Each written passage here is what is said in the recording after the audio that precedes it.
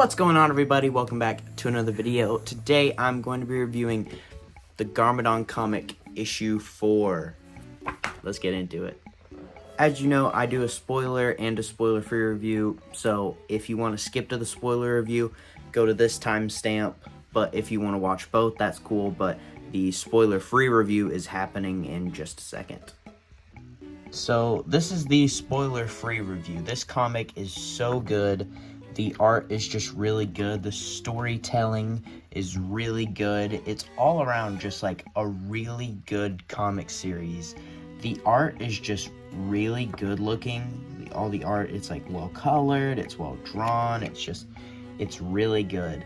And I do want to say that this isn't really a spoiler, but it's kind of just also the premise of the comic. While Garmadon is fighting these crazy guys, he's also dealing with this kind of inner thing in his heart about fighting the evil that's inside of him.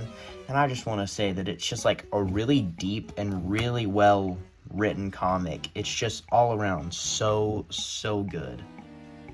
Moving on to the spoiler review. So this comic starts off with Garmadon kind of just out of it, and then he sees who he thinks is Lloyd talking to him, but then it's just Min. We see that Lord Mogra has taken over the village. We finally get the flashback to who Lord Mogra really is, which everyone thought it was like Samukai or something, which pretty boring now that it's actually just this guy from the Serpentine War. No one actually like knows who he was. No, he was never mentioned before. He's just this dude from the Serpentine War, so that's kind of boring. But you know, we see that the village is overthrown by Lord Mogra. We see the flashback to who he really is. We see that there's sort of this resistance forming against Lord Mogra, and we see that Garmadon is healed by the last bit remaining that they own of the Two Moon Tea. And then we see Garmadon fight his inner self once again, except this time we see that he gets a little flashback here and then actually talks.